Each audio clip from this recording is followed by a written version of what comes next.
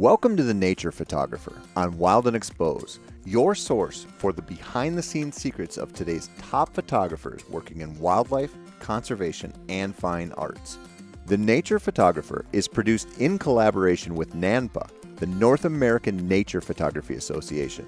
Thanks for joining us.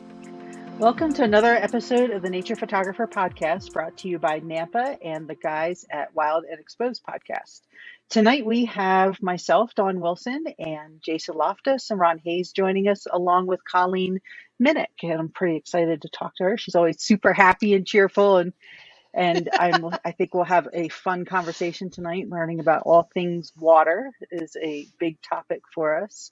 So welcome, Colleen. Thanks for joining us. Oh, thank you, Dawn, Ron, and Jason. I really appreciate being here. I appreciate what you do. Looking forward to this. Yeah, thank you for making it happen. Short notice, so I'm excited. Yeah, as we have busy summer schedules, we kind of pulled this all together. Colleen and I saw each other about a month ago, and I was like, wait a minute, I've got a great idea for you. Let's bring you on. Yeah, we just slid it right in between trips, so I'm so glad it worked out. Thanks so much for supporting it so quickly. So, yeah. So where are you traveling to these days? Well, I just got back from a road trip. I went through Flagstaff for a wilderness first responder recertification, and then I went to Casper, Wyoming, where I saw you at the OWA conference, and then I jetted over to the South Dakota and Badlands National Park, and then I went through Colorado down to New Mexico for a geography workshop in the footsteps of Georgia O'Keeffe, and then home. And now I'm headed out to the Colorado-Utah border. And home is Arizona, correct? Yep, home is Phoenix, Arizona. And it is currently 111 here right now. So it is a very good time. Although the gas prices are not encouraging, it is a very great time to be not in Phoenix. I would imagine. Yeah, I was just thinking, I know Denver's been getting close to 100 degrees. So if we up here are hitting that, then you are definitely experiencing some slightly warmer, just as dry, just as sunny type of weather down that way. So you had mentioned that geography. Why don't you tell us a little bit about what that is? Yeah, so Sheography is my all-women's photography workshops, and I started them a number of years ago. 2016 is when I officially started the Sheography brand. But I had been doing women's only workshops and classes for a number of years, and it evolved out of becoming an outdoor woman class that I used to teach with the Arizona Wildlife Federation. And I just noticed that women were learning differently when they were together, and I love learning, I love teaching, and so that was kind of like a big kind of aha moment. And so I started doing longer, multi-day workshops with Arizona Highways photography workshops, and then decided in 16 that I had some additional ideas, some additional vision where I wanted to take that, and so that's when the Sheography brand was born. And so now I do co-ed workshops, but I do about 5 to 7 a year of all women's. And like I said, we just got back from in the footsteps of Georgia O'Keeffe, where we were together on the Ghost Ranch, and we got to see where Georgia O'Keeffe painted, and it was so inspirational and so creative. It was they're always a blast. Every single one of them is different, but they're always so much fun. So it's just an opportunity to get women out and about. Some women don't want to travel by themselves, and so it's a great opportunity for them to be a part of a group with other women who want to do kind of the same thing, and laugh and exchange ideas and thoughts and challenge our habits. And it's a really supportive environment to just kind of be yourself. So yeah, you and I have that similarity in our past, in our history of we've both done quite a bit of travel by ourselves. And as a matter of fact, just earlier today, I was telling people about all my little tricks about when I'm out camping by myself, of the multiple chairs, and they were telling me they were putting the up shoes, multiple pairs of shoes, and they were saying, I saw a couple friends of mine earlier today, and they were talking about how they actually set up target sheets that look like they've been, and I was like, all right, well, that's I guess one way to send a message about don't that's mess aggressive. with me. Yeah. Definitely, I'm sure it works. Gets people's attention. Yeah. For Yeah, sure, and I for mean sure. part of trying to get women out is I started off when I was younger. I was sort of outdoorsy then, but I got very much away from it, almost to the point where I was afraid of the outdoors. And being able to, get out of corporate America, and really be in this outdoor space and enjoy the outdoor space. That's not something that I was initially comfortable with. And so I would like to believe that I understand some of the challenges in that transition. It's like, okay, well, I want to be an outdoorsy kind of girl, but what do I do? And so I have some experience in like trying to navigate that and those experiences. And some of them are really scary and some of them are super fun. And it's just really exciting to be able to share that and help other women, travel, whether on their own or with other people, just to be out and be comfortable with it and be okay with it. Yeah, it's just a matter of kind of being aware of your surroundings. Don't put Hmm. yourself in a sketchy situation, and be aware of your surroundings, and just enjoy it. Exactly. Exactly. Absolutely. Well, excellent. So we mentioned a little bit earlier that we're going to talk quite a bit about water. I know water in particular this time of year here in Colorado and Wyoming, and I would assume probably maybe not quite so much this, maybe a little bit earlier down in Arizona, but snow melt is a big issue this time of year. Just yesterday, I saw an elk calf fall into a river, and I was so thankful it hadn't happened 2 days earlier, because the temperatures were a lot higher 2 days earlier. It was much cooler yesterday, so the water wasn't flowing as fast, and the calf was fine. But the the the snow melt has obviously created a lot of turbulence up in Yellowstone, and most people are going to be pretty familiar with what's happening up there with the Gardner River overflowing its banks, and Soda Butte Creek overflowing its banks, and pretty much I think it was most of the rivers up in that area. It was just kind of a perfect storm of a lot of rain, a lot of saturated ground, rivers that were already swollen because of the high temperatures that created a lot of snow melt runoff. So it's, our hearts go out to everybody that's really dealing with it. I think all of us, all four of us, I know, just absolutely love Yellowstone and will dearly miss being able to get up there, at least in the short term. I saw I saw a clip of, or an image actually, of 7 Mile Bridge just on the Madison, and that flat just beyond 7 Mile Bridge looks like a lake. I mean, the whole thing is full of water, and it's up to the road. So it's definitely something that we will probably never see again in our lifetime. It was just the perfect storm. The start of runoff, and then the big rain, and the rains melted the snow fast, way too fast, and then temperatures also contributed, and that runoff came all at once almost. So I feel for the people that have lost their homes, and there's still a lot of people that are kind of stranded. They're hauling food in, so heart goes out to all of them as well. And there's lots of ways for people to help. And when this will air a little bit later, there'll still be ways for people to help. So just keep your eyes and ears open. Yeah, I was amazed at how quickly the management of Yellowstone came together to get all of the people out. Everybody in the backcountry, and at least the last I heard, nobody was seriously injured, nobody died in it, and it's just amazing how they all came together and really, um, you just made sure that it's went as smoothly as possible, all things considered. So that's probably not the kind of water that you would traverse, Colleen. Well, it's, rivers, water is wild and free. I mean, Right. water can do amazing things, as you can see, terrifically awesome in the purest sense of the word. It can be calm, but it can be fierce and it can be crazy, and we have to respect Mother Nature Mm. in all of these situations. A lot of us as photographers, we go out because nature is peaceful, but when it comes down to it, like, there are times, as we're seeing in Yellowstone, where it's a rager. Hmm. It's fierce and it's crazy. So yeah, we have to be respectful and mindful of our surroundings for sure. But yeah, I mean, I don't know that I would stand up paddleboard or raft in the CFS, the cubic feet per second that the river is currently flowing. But if it got a little lower, maybe. Yeah. Yeah, for sure. So why don't you tell us a little bit about your interest in water, and how kind of that evolved? Because I think there's an interesting backstory behind that, that there was a time that you wouldn't have stepped foot in some of these things that you now spend quite a bit of time in.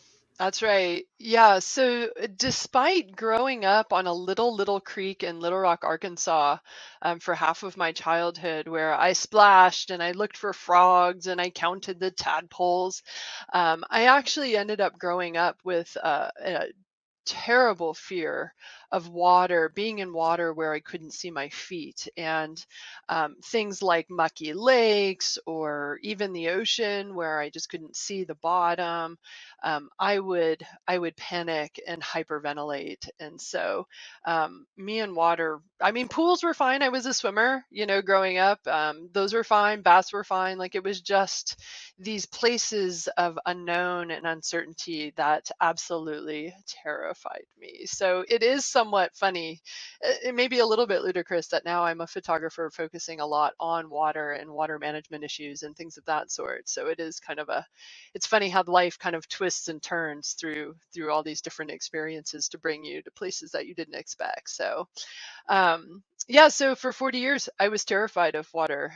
In 2015, my life took kind of a left-hand turn, and on my 40th birthday, I was supposed to be somewhere exotic, and that didn't quite happen. And so I found myself in Moab, Utah. I was teaching for the Moab Photo Symposium, right?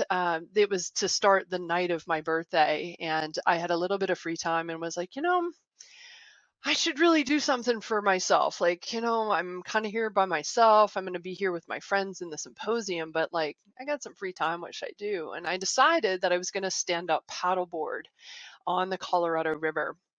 I had stand up paddleboarded before a number of times, but always on like flat water, like no rapids, just lakes and things like that, very benign. And in my early experiences with it, I thought it was the best thing in the whole world because I could stand on top of all the monsters that lived in the mucky waters below. Like I didn't have to swim, I could be on top of it.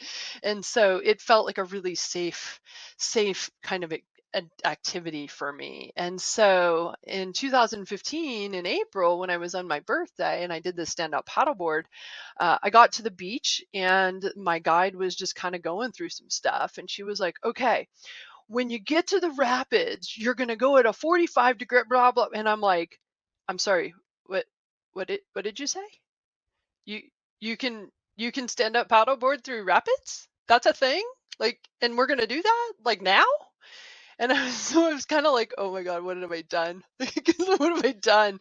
And so, she taught me how to do it. It was real easy class 2 rapids. It wasn't any class 1, class 2 rapids. It wasn't anything too crazy. But so, I'm following her kind of like Mama Duck, right? Like I'm just like, okay, I'm gonna do this, And so on the last rapid, Big Bend Rapid, she goes, okay, you go first. And I'm like, all right, no, like I don't know what I'm doing. And she's like, no, really, you can do this. And so I tried.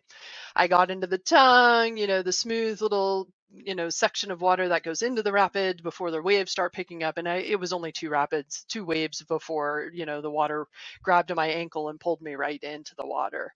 And it was wild because for the first time, I just was like, get on the board.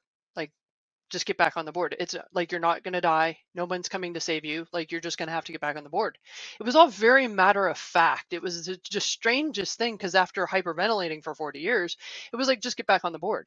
And so I did. And it was like, what just happened?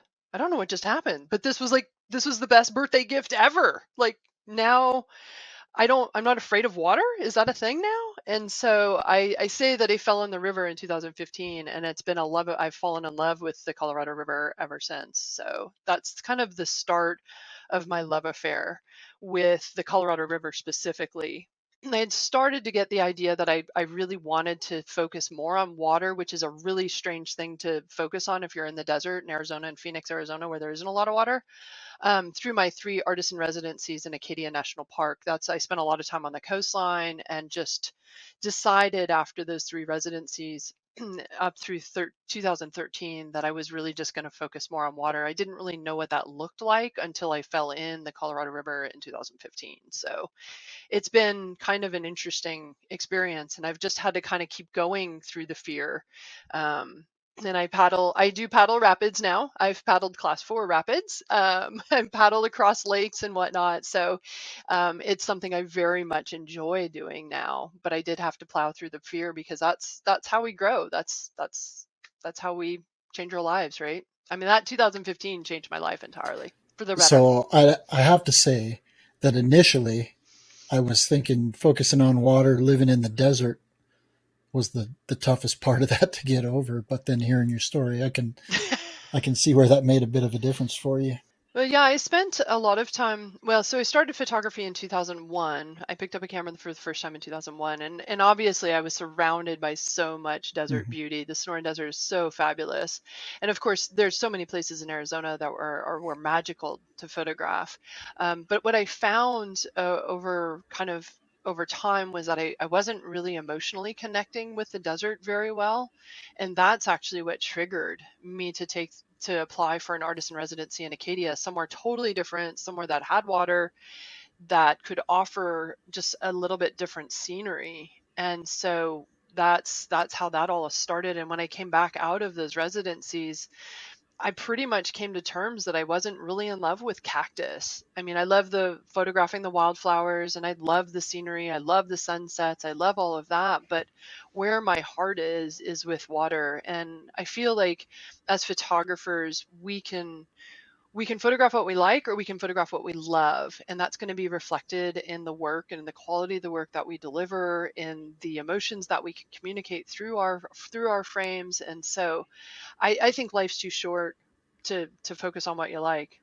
Focus on what you love. And I left my job to be a photographer, so I certainly am not going to spend time doing anything I don't like. So for me, I really did shift a lot of my focus on finding water in the desert. And for me, sometimes that means that I'm driving 4.5 hours to get to the Colorado River to photograph or to paddle or whatnot. But I've also been able to connect more locally with places like Saguaro Lake and Canyon Lake. Salt River is actually where I get my water from, my drinking water. And so I've tried to become more connected with the Salt River as well, which is, 30, 40 minutes from my house.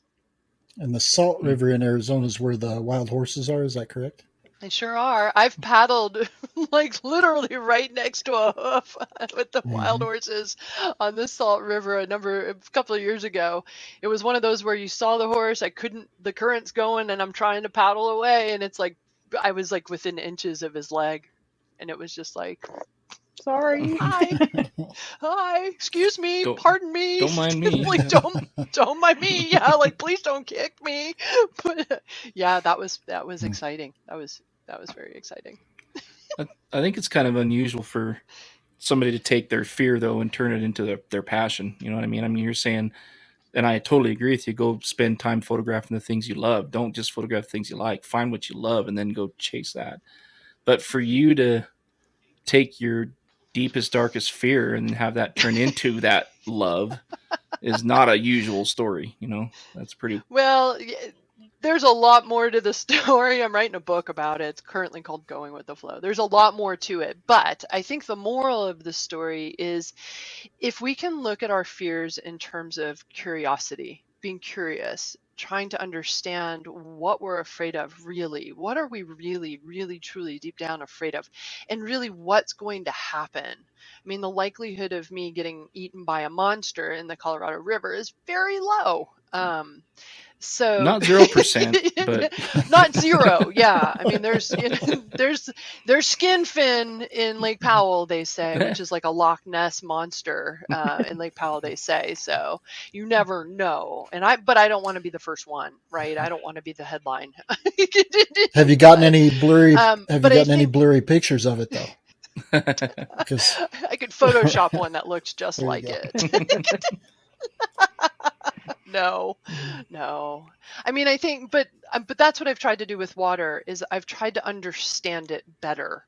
And it's not to say that my fear is entirely gone yet. I mean, if you were to put me on a boat in the middle of the ocean and threw me in the ocean, I'd probably hyperventilate. But, having a healthy respect for water is powerful. Like we've been talking about the Mhm. Yellowstone thing. I mean, I've been in Cataract Canyon with the Colorado River, and those are waves that are bigger than a house, right? Or the Grand Canyon, where they're gigantic, and you don't want to mess around. You need to have specific skills. You need to have certain experience level. You need to have background.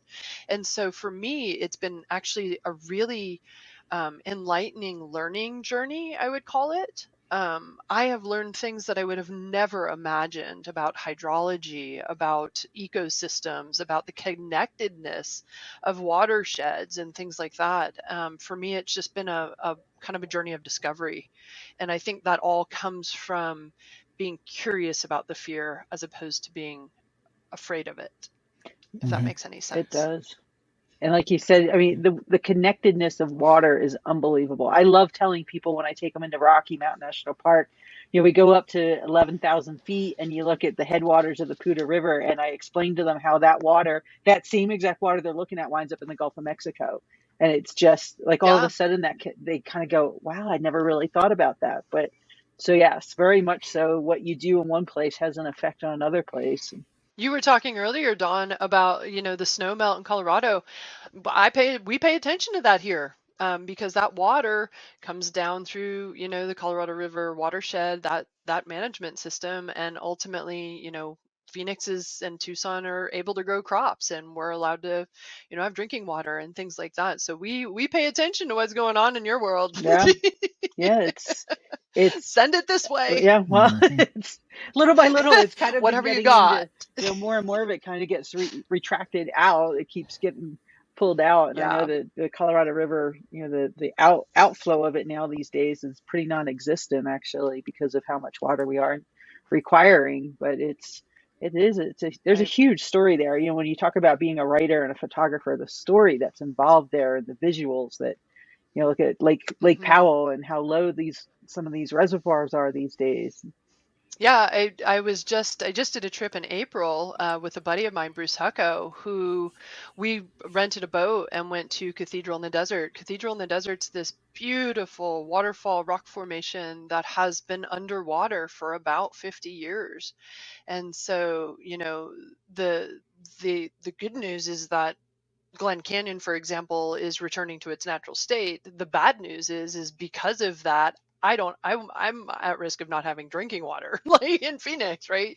So it's kind of this contradiction and this juxtaposition of how do we balance that? How do we balance nature with, some of our human needs and being responsible with that. So yeah, I mean, we're seeing very visible change in places like Lake Powell and Lake Mead and things like that. Yeah, I think it's all over the West, right? I mean, with the drought situation, I mean, I hmm know last year, I can't remember exactly the circumstance. I think we got a little extra rain in the fall, and the farmers kind of backed off a little bit on some of their water needs because the wetlands here in Salt Lake, in the the Great Salt Lake area, is a big wetlands area for migratory birds of all kinds, and they diverted some of that water out to there just because of the impact it would have hmm on the wetlands.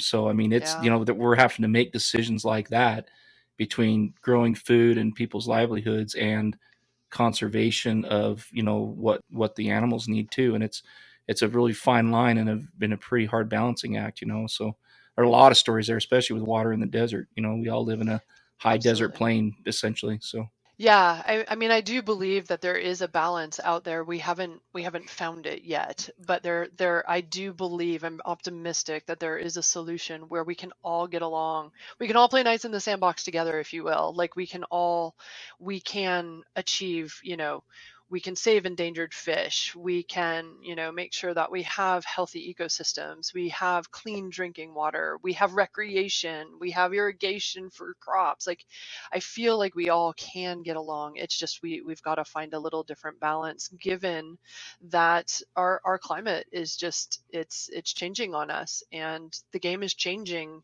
constantly, and it's changing very quickly, as we're seeing with the Colorado River, for example. I mean, I think they came out and said earlier this week that it's like we're like 125 feet or 150 feet away from 40 million people not having water to drink. Like that's a like in Lake Mead, our levels are so low that like things are pretty dire. So it's like, okay, what do? We've got to come together and figure out a better way for everybody.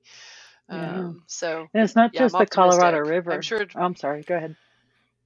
Oh, no, it's everywhere, right? We've got to come together to address these issues that we're facing, and fast.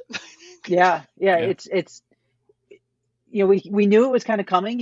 For decades they've talked about it coming, but they were Yep. kind of doing little things about it. But I know I've read over the last year or so more and more articles about how wells in California are drying up, and as the reservoirs get lower and lower, and the farmers, like you said, it's do the farmers get the water? Do the residents of the area get their drinking water, or do you put it into some of the natural habitat that Yeah. needs it as well? And it's some tough decisions are definitely going to have to be made. But yeah, it definitely stretches beyond the Colorado River.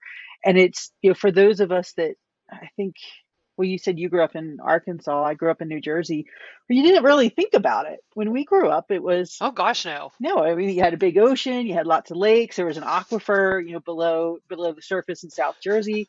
You didn't really think about it. And living out west, it's just such a different perspective on, like we talked about, like how it's all interconnected, how Hmm. how important water is, how important heavy snowpack is. And I 30 years ago I wouldn't have known what snowpack, what that was referring to, or what all those different types of aspects of conservation and the environment and the interconnectedness between it all.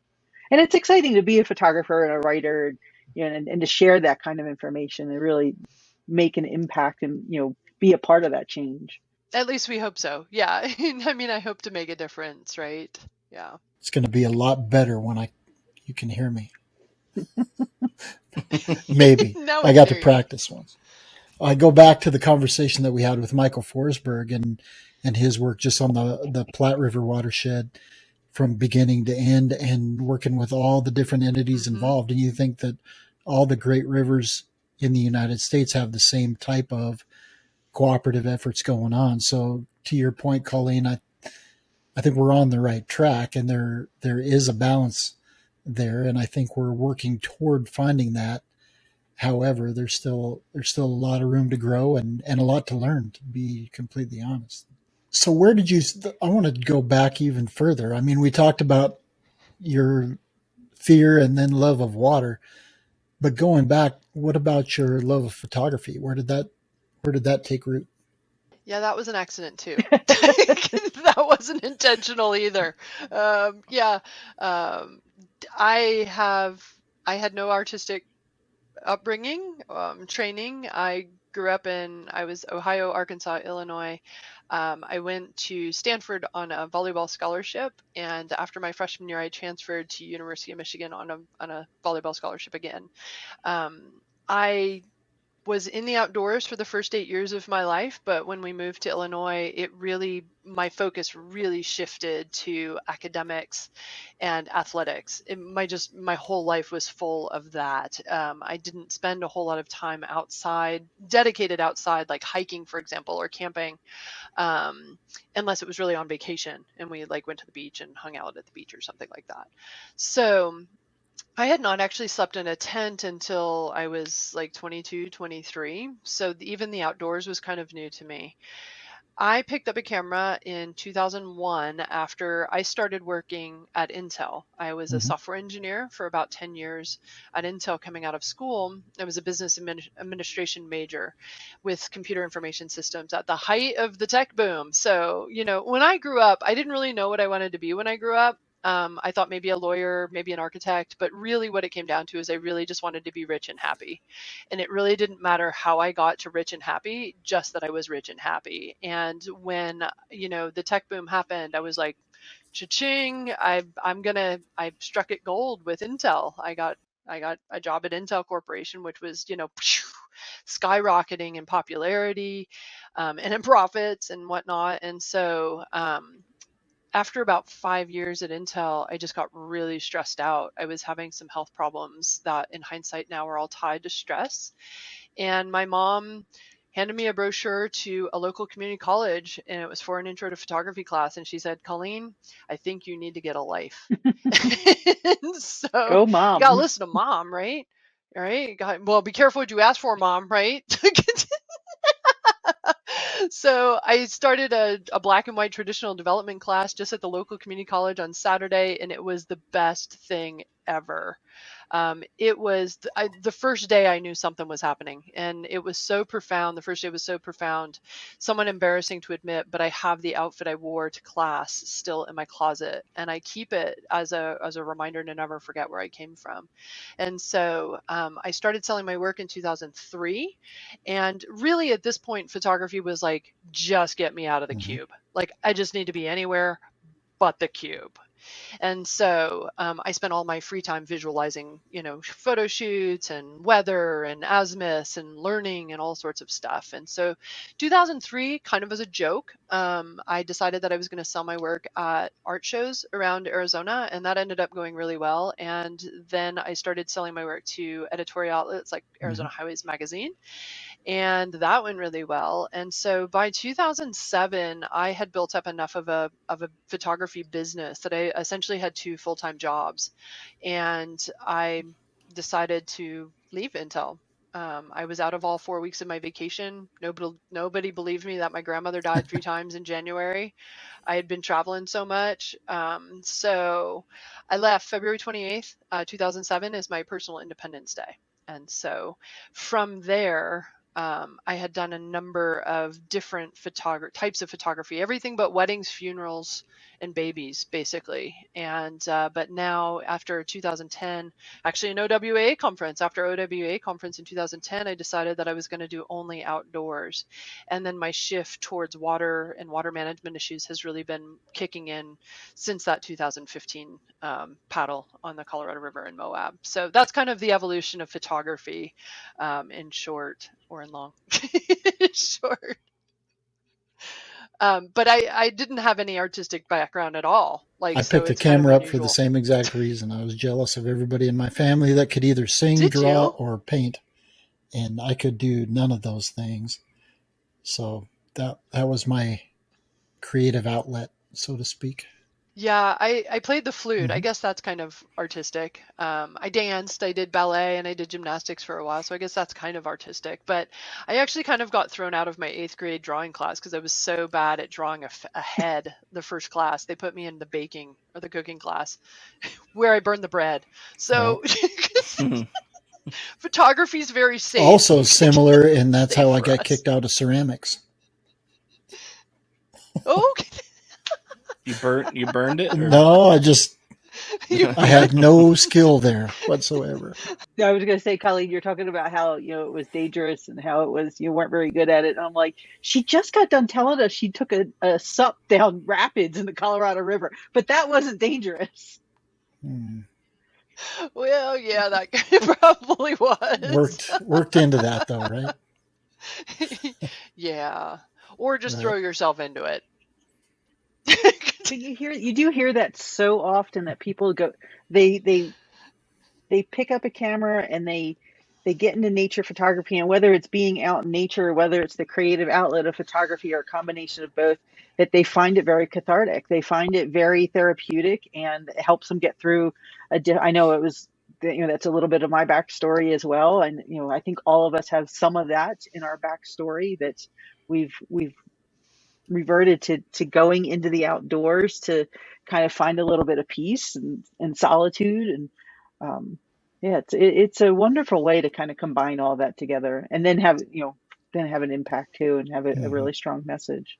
Yeah, right after the Moab in 2015, right after that experience, I decided that I was going to stand up paddleboard across Lake Powell. And it was initially an escape. Like, and I think that's what a lot of us, like, especially in like corporate America, or those of us who have full-time jobs and then pick up a camera, it's like, okay, we're going to go to nature to escape our real world, our real lives, and like we're going to come back. And through that experience in Lake Powell, I was supposed to be on the lake for 14 days. My mom and I decided to do this together, and we got in a really horrible windstorm, where I thought my mom was going to die for about an hour. And we ended up getting rescued by police rescue, by National Park Service after 4 days. We just got caught in a really bad situation. It's kind of a really long story, but that's the short of it. But on that trip is really where I started to feel at home there. That was where not only was I connecting with the landscape and the river and the water, but I was in the present moment. And that's not something that I was accustomed to.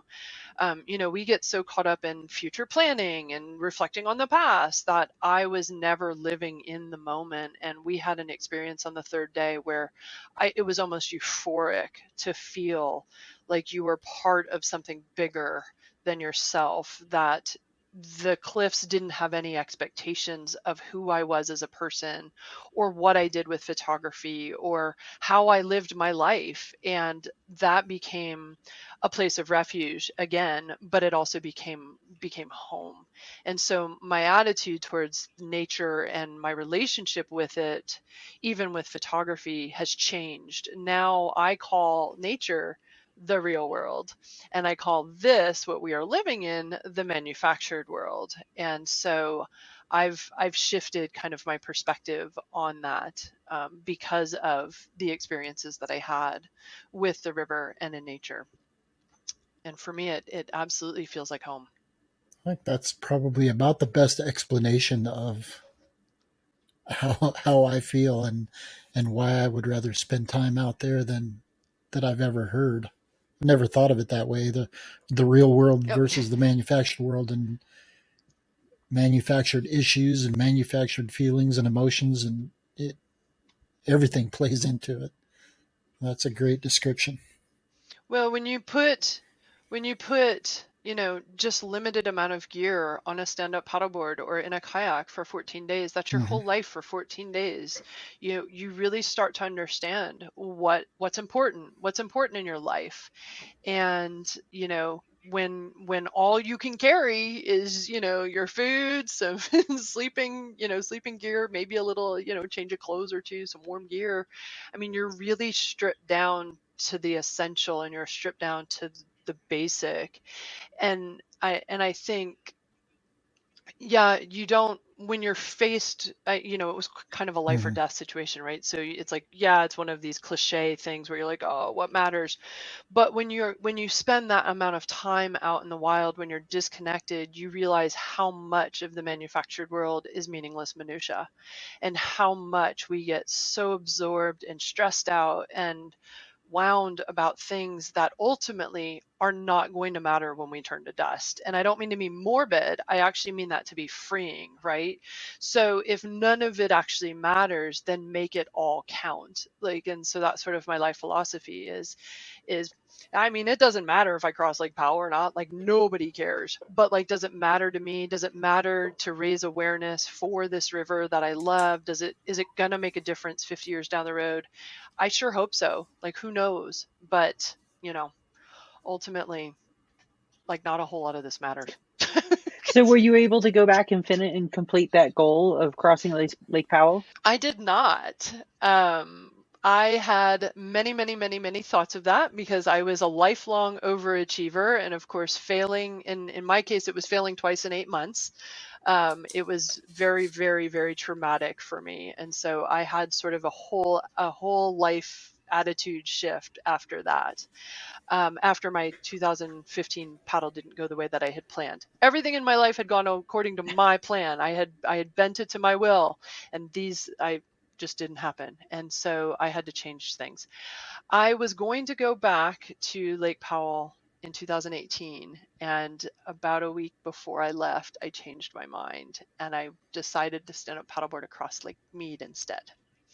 So I did 9 days, 6 of which I was by myself. And Lake Mead is less paddle miles, but it's a bigger lake than Lake Powell. And so to be in that environment and see the bathtub ring, for example, but see the differences between Lake Powell and Lake Mead, and the reservoirs and how they kind of are the same but are not. And it just, for me, it was really eye-opening. And in fact, I didn't finish that crossing either, and I did it on purpose. I didn't finish the last 2 miles because I really didn't care to see the dam.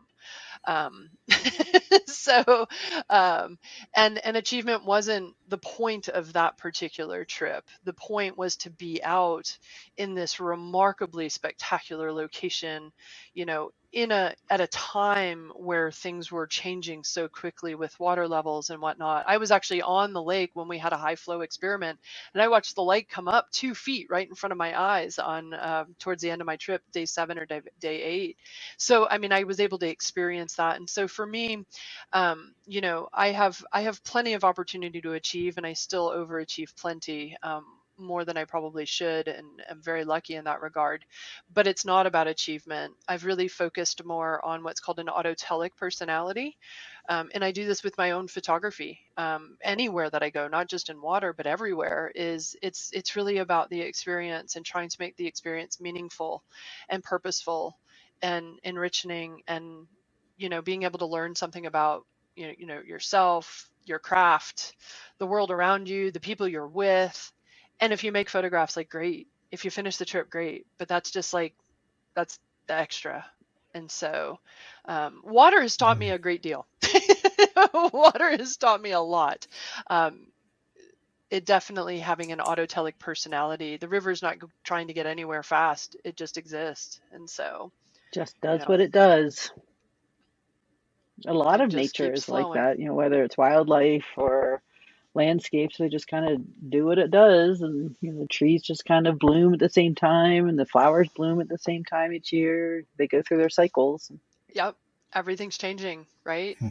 So you talk about immersion, and obviously being on a stand-up paddleboard across a very large lake is definitely an immersion where but almost a completely different type of immersion is that you've spent, I think it's 3 different artist residencies in Acadia National Park, which is a completely different type of habitat from an ecosystem, from the Definitely. desert and large reservoirs. So tell us a little bit about what that experience was like, and how that kind of came about, and how because that was a little bit earlier in your career, correct? Yeah, so that was, let's see, I first applied for the residency in 2008, and I got it in 2009, in November 2009, and then I went back in October of 2010, and then again in January and February of 2013. I loved it so much they couldn't get rid of me. So I went to Acadia really to just get a creative jolt. Like I'd mentioned earlier, I was growing tired of photographing the same thing over and over in Arizona in the Southwest, and it wasn't that I was running out of material. It was that I was not creative. I didn't have the creative mindset. Before I did the artist in residence, I was really a photographer who liked to take pretty pictures, and I would chase light, and I would wait for rainbows, and I'd get really pissed off and frustrated when it didn't happen, because I had spent all this effort, No, we don't do that. We don't right? get frustrated. Right. Well, I mean, it's certainly not why I got into photography, was to get frustrated, right? But that's how I feel like a lot of my early years was just like trying to manage frustration, and not being able to control the weather the way that I wanted it to. Again, it's like bending it to my will, like I just couldn't bend the weather to do what I wanted when I wanted it to. And so anyway, so I was in kind of a weird place, not a really great place with photography when I applied for the artist in residency, and it was just literally to just do something different.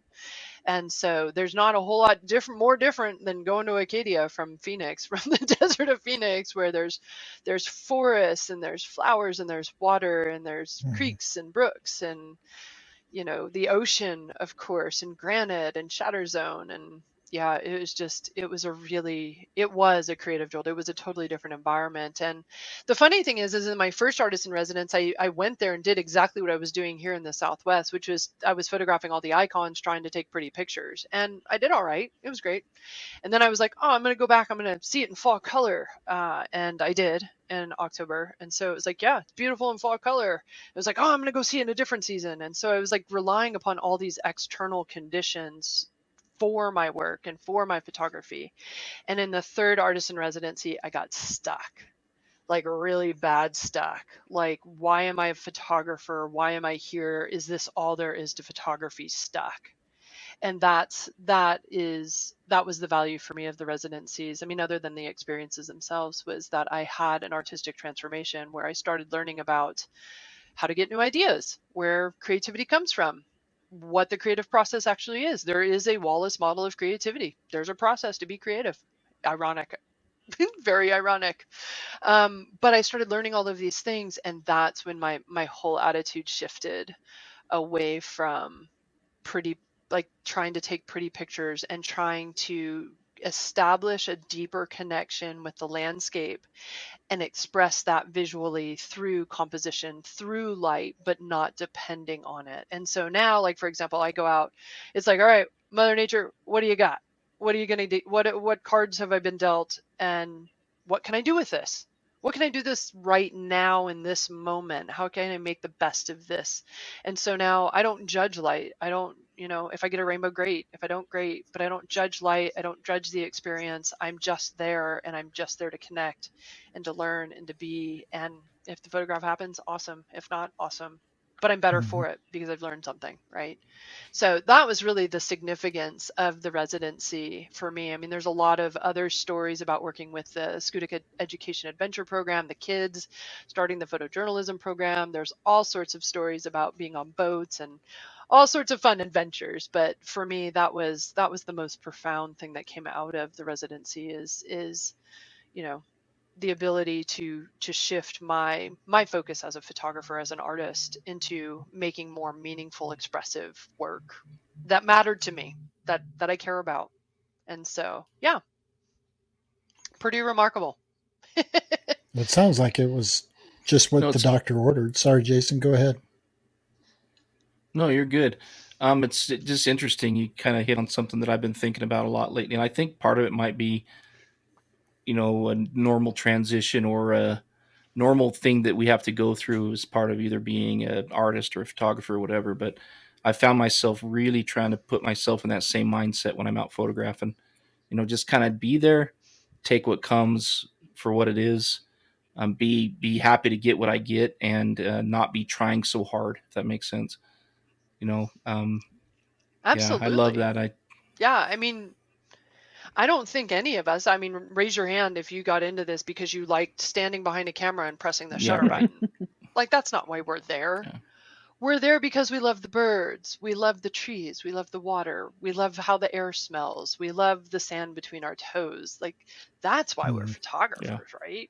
I mean, so why not emphasize that part of the yeah. That's experience? great. I like that. I always like how people tell me, and I've heard it at least a couple times in just the last week or 2 weeks of, you have the best job in the world. It's you get to stand outside all the time.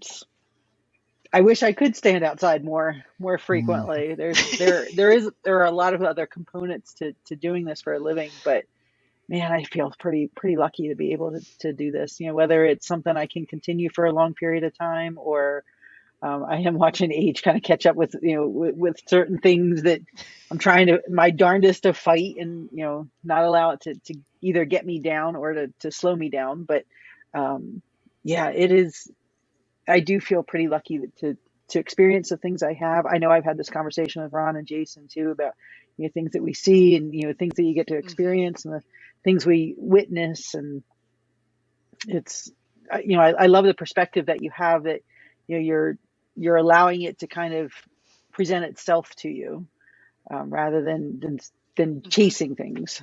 Yeah, and I remember people talking about that when I was, earlier in my career. They're like, let the land speak to you. And I was like, that just sounds like a bunch of hokey crap. Like, what? You want me to do what? You want me to sit here and do what? I got a rainbow I got to catch. Like, but now I understand it, and a lot of it is mental processing. A lot of it is analytical. A lot of it is just evaluating and just understanding what you're responding to and why in that moment.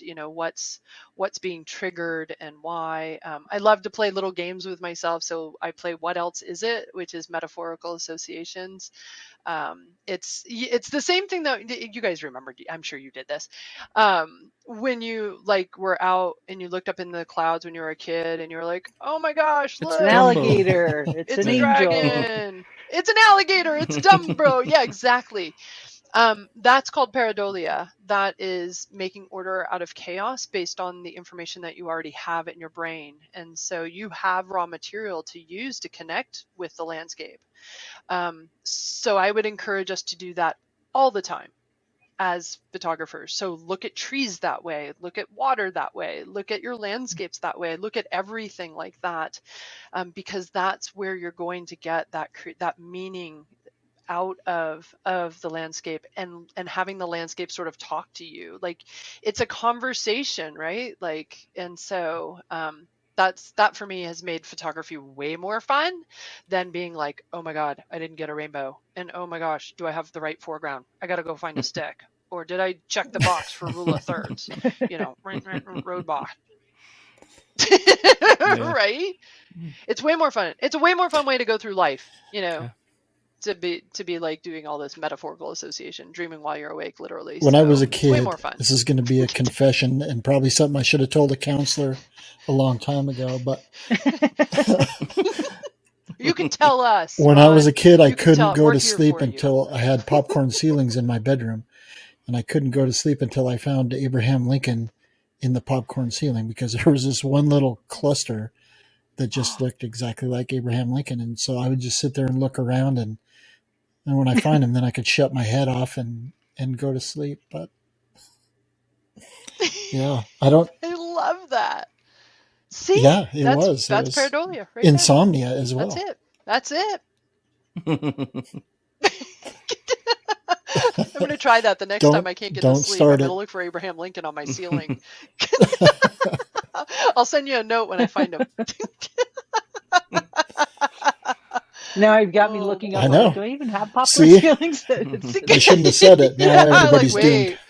Yeah. Well, so, and here's the fun thing, and I'll bring it back to photography, is that every one of us will look at the ceiling, your ceiling, in fact, exactly. Ron, and yeah. we would all see something different. And that for me is where, like, that's where creative photography shines. Like, that's what we want. We don't want everybody to see Abraham Lincoln in the ceiling. We want people to see Dumbo and angels and all sorts of crazy things, because that's your background. If you don't have a whole lot of historical background, you may not even associate with Abraham Lincoln, and that's okay. And that's what I try to teach in my workshops. That's what I try to encourage with everything is, let's be weird. Like, let's find what we understand about the world and share that. Because if you don't, I'm never going to see that. Like, because I don't see the world the way you guys do, obviously. And I want to see that. I want to see how you see it, how you interpret the world, because that makes my life better, right? That expands my world. It's very selfish, of course. but that's what I encourage, is for us to see whatever we see in the popcorn in the ceiling. That'll be the metaphor. And how many times have we stood in a row of people, 10, 12, 20 people, and we all wind up with different photos? That's what I was just going to say. We all see it differently. We see the light differently. We see it, a detail differently. We, might have different equipment that we know how to use differently or apply it differently. Right. And we should celebrate all of that. They can all be right answers. Yeah. No, that's a great pro tip right there. I've learned a couple of new things. Right. Yeah. There's been a couple tonight. I've written a couple down. Yep. Oh boy. Well, that's what this is about, right? Is exchanging ideas and getting new ideas and being better people and supporting each other on this journey. I mean, we're all in the same boat, right? We may not be paddling the same pace, and we may not be, but we're all kind of trying to do the same thing. So that actually gives me a really good segue, and I'm going to give me a second to kind of get the segue there. I had years ago, one of the very first presentations I ever photography presentations I sat in on, the guy that was presenting talked about Ansel Adams has been done. Ansel Adams is Ansel Adams. Don't be Ansel Adams. Be your own creative photographer. Learn from them. Learn from previous photographers, but apply what you learn to make it your Yep. own work. But that kind of leads me into something else that we haven't talked about yet, is that you've actually worked with the Ansel Adams family lineage, I shall say. So why don't you tell us a little hmm bit about that?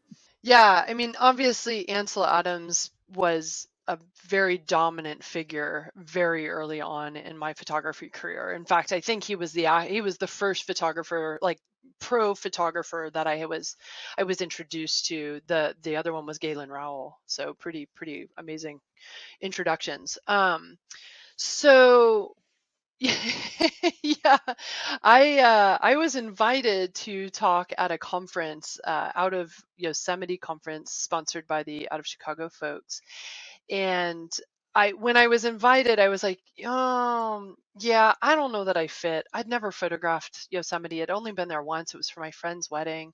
I didn't really know the place, and I really do value like having these deep connections. Like I won't run a workshop unless I've been to a place and I know the place. Like I need to have that background.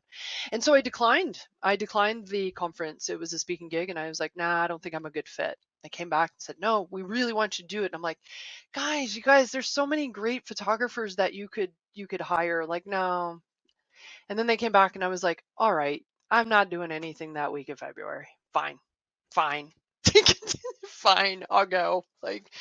And so I went, and Yosemite is kind of, Ansel Adams' place, right? It's his gig. And so Ansel's family, his son Michael and his wife Jean Falk Adams were there at the conference, and they were contributing, they were speaking, and interacting with the participants and whatnot. And anyway, so I had the chance to meet Jean Adams the night before we got started, and the next morning I was scheduled to do a 3-hour presentation on visualization. And they held back, I think one or two of us from the field. Everybody else was going out into the field. They were all going out for sunrise and doing their thing. Like that's why everybody showed up, right? It was to be in Yosemite and experiencing this. But they wanted to hold a couple of people, like 2 presenters back, so that if people didn't want to get up at 3 o'clock in the morning, they had something to do.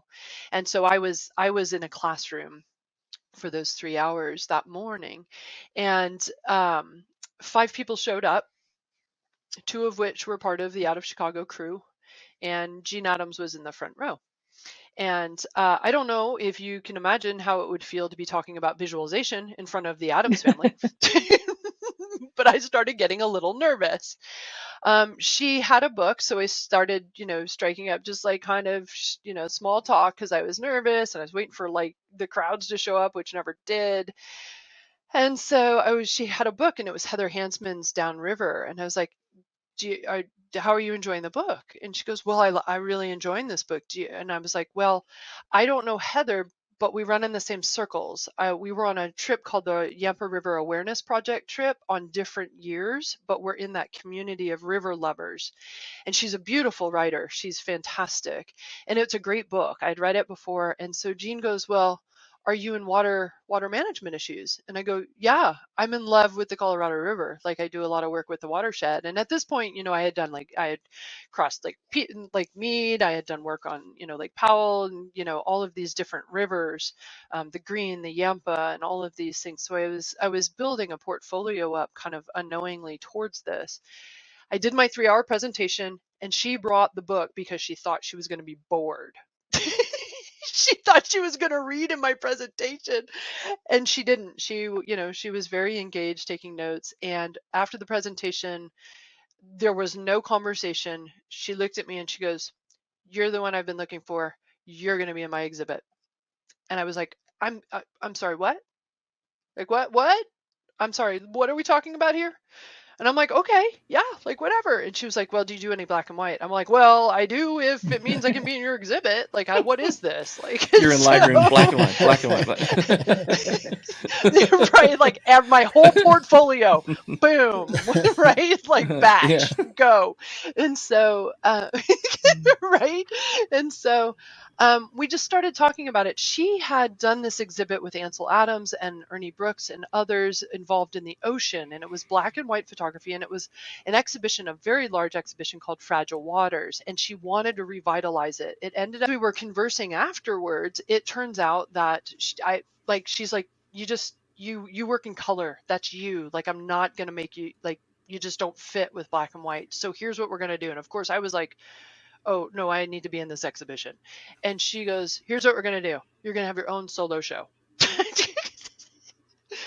Because that's the logical, just gets better and better. That's the logical explanation of what you do, right? And so what ended up happening is my exhibition was called The Current Flows, Water in the Arid West, and it was in the foyer, not the foyer, the foyer of It's that kind of party. Yeah. And so, but it opened to the bigger exhibit of Vital Waters. So it was kind of the local introduction. The exhibit was in Pueblo, Colorado. And so they wanted a local flair. They wanted the Colorado River. And so it fit so nicely. I have an iPhone snap of Michael Adams looking at my photographs. And it was one of these moments where I'm like, I can't believe this is happening to me. And so, we started talking about the San Juan River and all of this other stuff. And in any case, I was invited and have been to the Carmel house, Ansel's house that Michael and Jean now live in, twice, most recently this past spring, where my photographs from the exhibit were being stored in Ansel's darkroom. So head explosion. Yeah. So it's been, like, if you know Alan Ross's photograph of, Ansel and Virginia standing in front of the big drum, like the drum is there, there's a gigantic Moonrise Hernandez on the wall. It's like, yeah, it was like being in a museum. And they're remarkable human beings. They're very kind and giving and generous. And working with Jean was just an absolute dream. We both have, very go-getter personalities. And so, we've camped together, we've, hung out, we've had some crazy ideas. She's taught me how to paint. Like, yeah, it's just like we get in a lot of trouble together. So, yeah. Anyway, that's, yeah. So the moral of that story is don't be afraid to say yes to opportunities like that. Holy right. cow. So say yes, right? Without knowing, I didn't know at the time that Ansel's family was going to be there. Like, I didn't know that. What a dream, right? But I think the other moral of the story, and it was one, ironically, that had been drilled into my head growing up from my mother, and I'll give that short story here in a second, is no matter how many people show up, you always, always give your best. And I could have just been like, there's 5 people here, 2 of you, there's only 3 really here. We should just cancel this. I could have easily said that, right? That would have been an okay thing. But I gave the show as if there were 1,000 people in the audience, and you just do it. And you never know what's going to happen. My mom had instilled in me, and I haven't been able to validate it, with the internet and all of that other stuff. But the point is still, I think, very valid, which was growing up, my mom told me that there was a singer who got invited to a nightclub to sing, for an audience. And when she got there, there was only 3 people in the audience. And when this woman got on stage, she was like, well, I'm here. I'm going to give it my all. I'm going to give it my best. And she did. And there was a record, an agent in the audience, a record producer, and he signed her. And I can't remember if it was like Donna Summers or it was one of the big women singers of that time, back in the 70s, 60s and 70s. But that is a story that I grew up with. And so for it to become real for me was pretty crazy town. Pretty crazy. So absolutely, Jason, say yes and give your best. Yeah, I love it.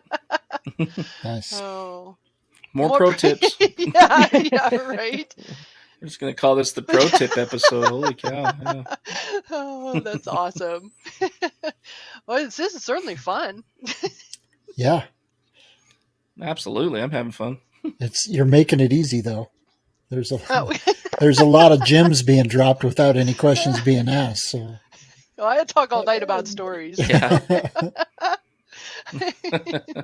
Oh, yeah. What is your favorite experience out in the field? Your favorite kind of unexpected moment in the field? Oh gosh. I mean, they're so different. They're so varied. I can tell you my astronaut story. You want the astronaut story? Absolutely. Oh, Okay. always up for a good astronaut. All Always say right. yes, Colleen. Say yes and give your best, right? Touche, Ron, touche. Yeah, so I went to Dinosaur National Monument last year. I went to Echo Park. It was at the confluence of the Green and the Yampa rivers, where the two meet and become the Green. I'd rafted down there. I just had never camped down there for a while, so I went down and camped for about 7 days. I had my camper, and um, there was one night where I was paying night by night because I wasn't sure with like weather and like you can't get out if it rains because it gets so slick and muddy. It's like a 2 hour four-wheel drive in or out. And so like I was like kind of watching the weather and kind of like just kind of going night by night. So we went to the kiosk to pay and there were no envelopes. And the perfectionist in me is like, I gotta pay. Like, I gotta pay somebody for my spot. Like, and so I went to the ranger station, knocked, nobody was there. I was like, okay, well, I guess I'm gonna stay, but like, I hope they don't come after me, kind of thing. Like, this is what 2 years of Catholic school gets you. Like, first and second grade, you follow the rules. So the next morning, I'm at the picnic table. I'm working on my memoir. I'm typing, and a gentleman in a very very fresh pressed uniform, clean hat, like NPS, like very official volunteer, comes up with a clipboard and he's writing some notes down. And I was like, sir, I'm really sorry. I tried to pay last night, but I can't. I couldn't find any envelopes. And he was like, well, no worries. Everybody got a free night. There were no envelopes, but I'm here to tell you there are envelopes now and you have to pay for tonight. And I was like, well, I'll pay you for last night too. And he's like, no, everybody just got it free. I'm like, okay, cool. And so he looks and he goes, he looks at my computer, he goes, are you getting Wi-Fi here? And I'm like, oh God, no. Like, no, we're 2 hours from anywhere. I'm not getting anything. No, I'm just working on my memoir. He was like, well, I wrote a memoir. And I was like, oh, okay. Well, what did you write it about? And he gets kind of quiet and he puts his finger to his lips and he goes, I've done some things people like to talk about. And I was like, oh God, like single female, 2 hours away from civilization. I'm going, oh, this guy's a serial killer. He just had a good lawyer. like, oh God. And I was like, okay, so this sounds like a good story. He's like, yeah, but in places like this, I'm just Jerry. And I'm like, okay, Jerry. He's like, I just don't like to talk about it when I'm here. I'm like, well, I'll look your book up. Okay. Like, awesome. And we kept talking. It turns out that his daughter was going to the University of Michigan Business School. Like, that's where I went. I was like, wow, this is cool. Like, there was only 200 kids at the time in my class. So it's a really small program. And I was like, wow, that's awesome. If she needs any help, let me know. I'm a photographer, blah, blah, blah. Like, I worked at Intel. I can help her through the transition. And so anyway, so how did you get this job? And he goes, well, I just got it like a couple of days ago. And I was like, oh, you're the guy that I almost walked into the bathroom on. Oh my God, it's you. I felt so bad. And I did. I almost did. And so he goes, yeah, I just, they said that they needed some help for a month. And yeah, I just applied and I got it. And like the hardest thing, it was no big deal, but like the hardest thing was that I had to pass a security clearance and I have better security clearance than the president. And I'm like, okay, so not serial killer. CIA. Killer. Right. Like CIA. That's exactly Yeah. it. I was like, definitely CIA. Uh-huh. And so anyway, he went on his way. I paid my fee. I swam in the river, and I actually wrote in my journal that like it was the first time I'd ever swam the confluence, which was a big deal for me and my little fear of water. I actually wrote in my journal that I guessed that the way I was floating felt like an astronaut would feel floating in space. So really crazy. So now that, in hindsight. And so, one of the next days, I don't know, it was the day or two after, Jerry's coming down the little dirt road with a shovel. And I'm like, oh my God, what is he doing? And he's shoveling rocks into the potholes. And he's like, we can't have the kids spraining their ankles, going to the bathroom at night. Like, and I'm like, Jerry, you're just doing an awesome job taking care of us. Like he was cleaning the bathroom. He was making sure, he was just really attentive. And so it was like, okay, this is great. He's just Jerry. Like he's just Jerry. And so I drive out, my time comes to an end. I drive out. And of course, what do? Like the second I get service is I Google this guy, and he gave me his name, and it was Jerry Lininger. He was an astronaut on Mir for 5 months. And he was there. He did write a memoir. He actually wrote 2 books about the experience of being in space. And when I was reading his book, it was really just touching the way that he described the experience of being disconnected from Earth, like smelling air, like just simply smelling air, something that you and I do, millions of times a day and don't even think about it. And it was a really unique perspective. And so I met Jerry,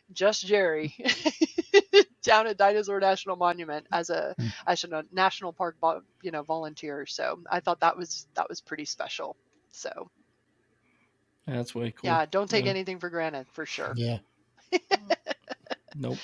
That's my most recent, I think, remarkable. There's a whole lot of them. I hope maybe one day I'll write a book about all of them. One day. I'm glad Jerry wasn't a serial killer. Do you do a journal? Serial killer? Yeah, thank goodness he wasn't a serial killer. Yeah, astronaut's way better. I'm glad you didn't see him the first day with the shovel. You may have been a little more. Right. Yeah, exactly. At least he told me he had better security clearance than the president. I felt really safe after that. I was kind of looking around for like Secret Service and like, is he in Secret Service? What is that car doing here? Right? Like, right. Is anybody following me? Like, no, it was awesome. Yeah. Oh, too funny. Huh. Do you keep a journel when you're out there photographing? I do. When you do your trips? I have notebook after notebook. I call them my brain. I have if you see I don't know if you can see it, but I have notebooks after notebook after notebook after notebook of just notes and notes and notes. Some end up in books, some end up doing absolutely nothing. Some of them are just thoughts, but yeah, my sequence of notebooks is called my brain. They're all over. Yeah. That's cool. Yeah, I think a lot of us, you do this long enough, you just end up having so many amazing experiences that it'd be wise for all of us to keep a journal like that, so you could pull some of those up and be able to recall them the way they happened, because all of our memories like to play tricks on ourselves after years go by. Yeah, so. Yeah, definitely. I think we are so privileged and fortunate to have the experiences that we do, and we all have very, very different experiences. It's really a great way to get those down and kind of, get them on paper. I think the other thing for me, writing is what Albert Einstein called effective abstention. Sometimes I don't feel creative when it comes to photography. So my writing and my photography kind of bounce off of each other. And so I get a lot of really interesting ideas while I'm writing for photography and vice versa. And so they fit very naturally together. I've actually started interjecting painting as well. Thanks to Jean Adams. She started me off in watercolor painting and it was a disaster. So I'm now in acrylics. But what that's teaching me is how to see the world at a detailed level that I've never seen before. In order to paint a cliff, you have to know what the cliff looks like in remarkably, ridiculously small detail. And I wasn't seeing that. And so, effective abstention is basically, he also called it there's a combinatory play where you dabble in one mental activity in order to influence another. And so I don't believe that creativity is limited to the rectangular box that camera manufacturers have given to us. I believe in a creative life and developing those raw materials for our creative output. And so I don't spend a lot of time. It's really funny. I think people think that I'm out photographing all the time, and I'm not. I'm actually doing a very wide variety of things, whether it's stand-up paddleboarding or painting or, dancing, or because I take adult ballet classes as well. You see my point shoes in the back here. So it's I feel like it's a creative life. And yeah, I happen to work in the field of photography a lot of the time, but there are so many different ways that we can express ourselves, writing being one of those. Even if you're just journaling, you don't have to do anything with it. Just being able to express yourself in a variety of different ways really develops your skills for a whole lot of different experiences. Yeah. All right. Yeah, and I think, well, I know that actually doing the act of writing things down helps you remember things better too, and be able to recall things, Absolutely. So there's a lot of value in it and benefits to it. But absolutely. That was another gem. I could put that last 5 minutes on repeat and just listen to it every day. What are we up to now? Oh, we've got a lot. How many? 7 or 8. Okay, we got to I'm get sure. to 10. It's a No, power. I'm just kidding. That's no. We don't need to achieve. Yeah, right? we're going to call this one the power hour. Right. We're going to just be the power hour. Ooh, I like Power hour. that. I like that. I love it. I love it. So what other kinds of tips do you have for, people that might just be starting out in photography, or maybe they're feeling a little stuck, and you've talked about that a couple of times, about getting to that point where sometimes you have to have figure out a new direction, or kind of get re-inspired. So what kind of ideas do you have for folks, since we're trying to achieve that 10? Here's your chance. Let's go for it. Yeah.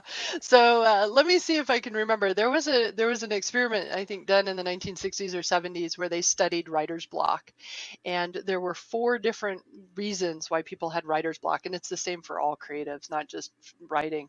Let me see if I can remember this.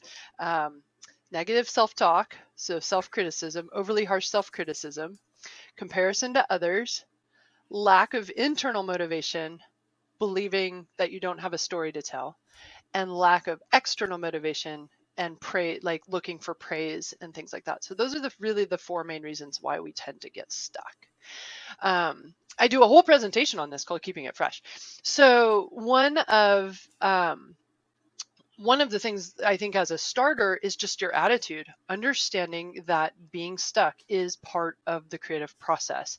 If you are learning and growing, you're going to get to a point where you've learned, you've mastered, the skill that you have focused on, and it's time to shift gears. And so if you're stuck, you probably, you've got one of those 4 things going on, or you've mastered a skill and it's time to grow in a new and different way. So first and foremost, it's just because you're stuck doesn't mean you suck. It just means that you're stuck, and that's okay. Combinatory play is a great way to get unstuck. Go do something else creative. And I do very much trust the Wallace model of creativity, and it's a 4-step process. So it's preparation, incubation, illumination, inspiration, or 3rd step, and verification. And preparation is where we fill our brains with knowledge and ideas. Incubation is where we visualize our ideas. So we put them into our brains, we imagine them, we think, and then we stop thinking. And then illumination, inspiration is where we actually make the photograph. We have an aha moment. Creative experts don't know how to trigger the aha moment, but they do know how to feed it. And then verification is critique. Did the idea work or not? And so when we talk about getting stuck, we're really getting stuck in that 3rd step, which is pressing the shutter, looking for photographs, forcing a photograph, and whatnot. And so if you're stuck, I would encourage you to go back to the 1st step, which is preparation. Fill your brain with knowledge and ideas. Go learn something new. Go learn a new craft. Go have some sort of new experience. Go look at something completely out of your wheelhouse. Go try a different, type of photography. I know one of my favorite things was trying wildlife photography for the first time. Or being in a blind. This was recently. I was in a blind. My friend came down from Oregon. She's a birder, loves bird photography. She's amazing. She put me in a blind. I shot 1,400 images in an hour. I don't shoot 1,400 images in a month. Like, this is crazy. It was so much fun, but it influences how I see the world now with my own, my own sort of path. And so how I photograph motion and whatnot. And so being okay with being stuck and just shifting directions, I think is really, I think an important skill, if you really want to call it that, a skill to have as a photographer, because you're going to get stuck. This is not on all of the time, and that's okay. And so When I get stuck, and it happens a lot, I just go do something else. I go write. I go paddleboard. I go read a book. I go look at somebody, somebody new, somebody had their photographs and just get an idea. That's called stealing like an artist, not steal from an artist. And it's an Austin Kleon book, Steal Like an Artist.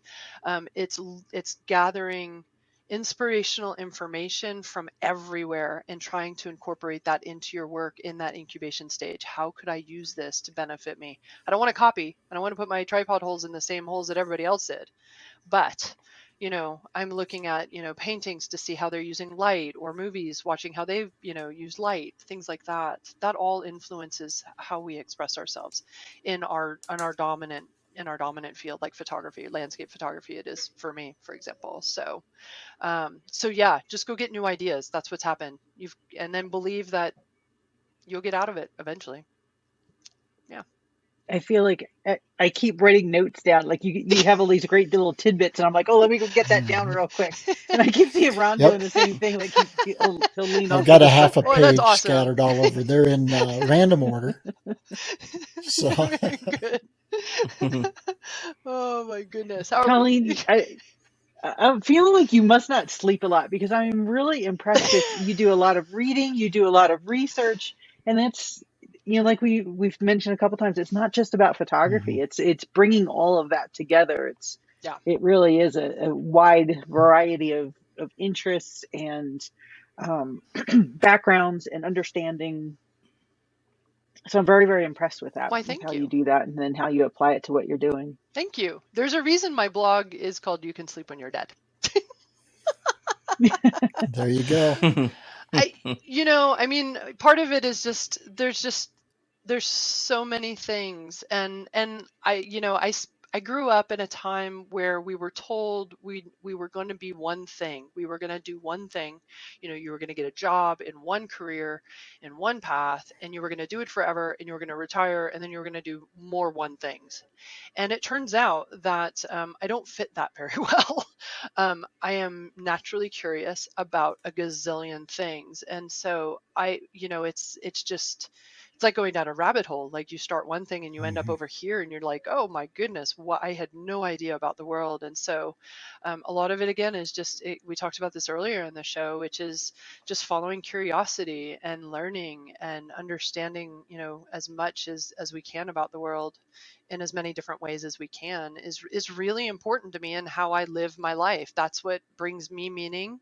That's what brings me purpose. That's what brings me joy. And that's what life is about. And really being able to help others find that is really meaningful to me as well. So I think that's probably a phenomenal spot to probably kind of wrap this episode up. excellent. There's been so many tidbits, so much positivity, so much creative talk, and with practical applications. So Very good. do you guys have any other questions? No, I don't think so. We've covered a lot of ground, and it's been good. So I don't want to muddy the waters with, no pun intended. Sorry. That pun intended there, Ron. Yeah, good. That was great. I don't That want to was muddy awesome. the waters with anything else. All right, well, keep shooting, Colleen, keep paddling. That was Yeah, good. there you go. Yeah. Keep paddling. I love it. You've got me thinking about, I know we have, Lake Estes here in town has, they actually rent stand-up paddle boards. I've been on them once. And right now I have a vehicle. I have a kayak, and I love to kayak, but I have a vehicle right now that I don't have any way to transport the kayak. And you've got me thinking, I'm like, well, maybe it might be time to maybe go head over to the marina and kind of explore new things and try new things. And Absolutely. That could be the challenge from this, is that we all go away trying one new thing. Yeah. That would be. Tim Lehman last year, when we were doing that project here, he brought an inflatable paddleboard, and That's what I have. I have two inflatables, and they roll up really nice in my truck, because I can't transport. Yeah, he either. flew them out. So Dawn, you might look into that. Yep. Yeah. That's a good idea too. I've seen them on the west side of the park over in Grand Lake. I see a lot of people doing it there. We have a problem with wind on this side of the park, but over on the west side of the park, over in Grand Lake and stuff, wind is not a stand-up paddleboarder's friend. It is not by any means. Not really a kayaker's friend either, but yeah, I have seen them. They just bring a little pump out, and it's all rolled up in a nice little container, and so that might be kind of the way to go. They have some kayaks too that are like that Mm-hmm. nowadays as well. But Yeah, well, let me know how it goes. So- I'd be eager to hear how it goes. Yeah, try it. I You will never know, definitely try right? that Say out. yes.